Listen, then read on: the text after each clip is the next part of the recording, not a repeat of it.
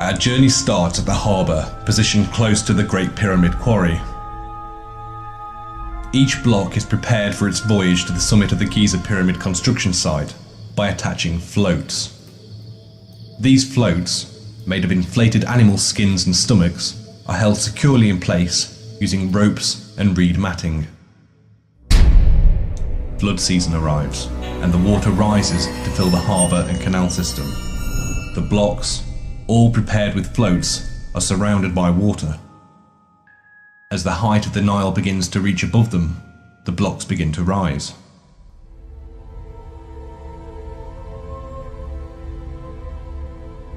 From here, in 3s and 4s, the blocks are guided down the canal to the causeway harbour using cattle oxen.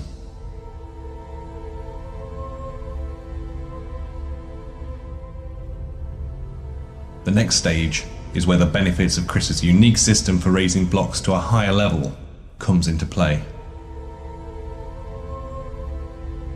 The causeway that leads from the canal to the pyramid precinct is essentially a massive pipe or culvert that seals in hundreds of gallons of water.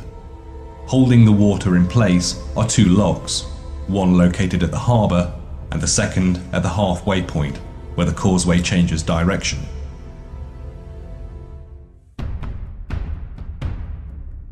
The blocks are guided into the open lock, a few at a time until it is fully loaded, and then the first gate is closed behind them. The second gate is opened, and the floating blocks gently glide up the sealed and water-filled causeway.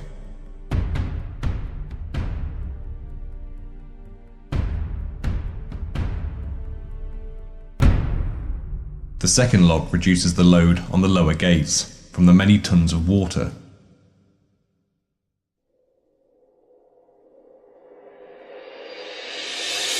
The blocks arrive at the top of the causeway, straight into the pyramid precinct.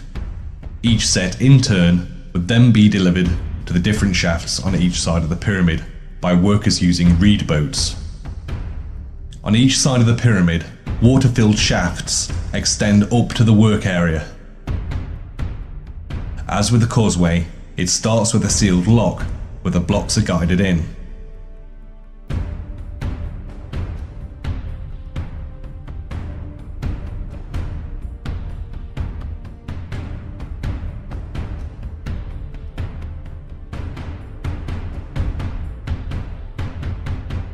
The second gate is opened.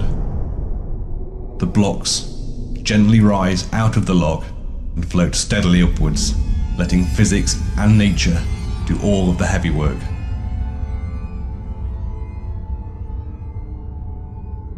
This simple process cuts out thousands of man-hours of building gigantic ramps and dragging massive and extremely heavy lumps of rock around with ropes and brute force alone.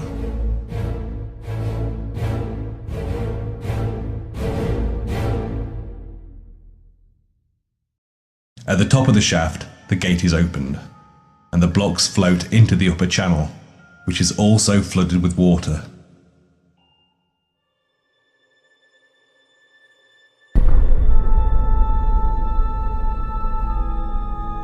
A series of watertight gates are positioned around the upper channel to allow sections to be drained as needed.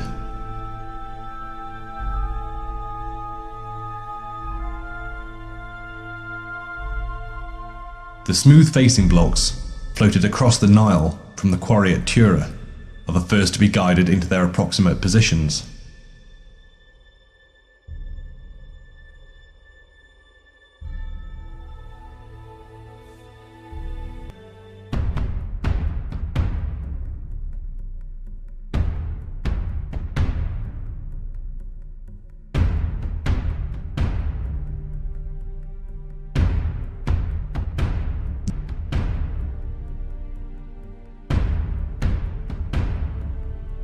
When a section of facing blocks has been completed, the channel wall is extended on top of them.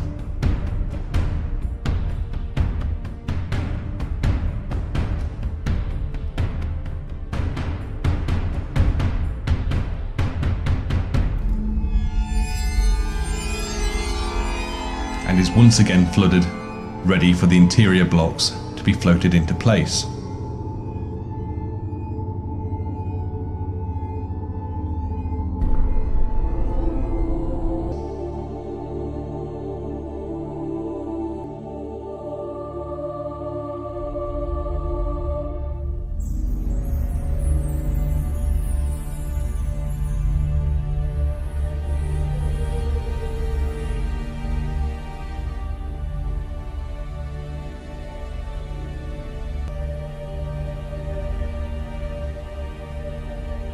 this process being repeated around the pyramid and at each level.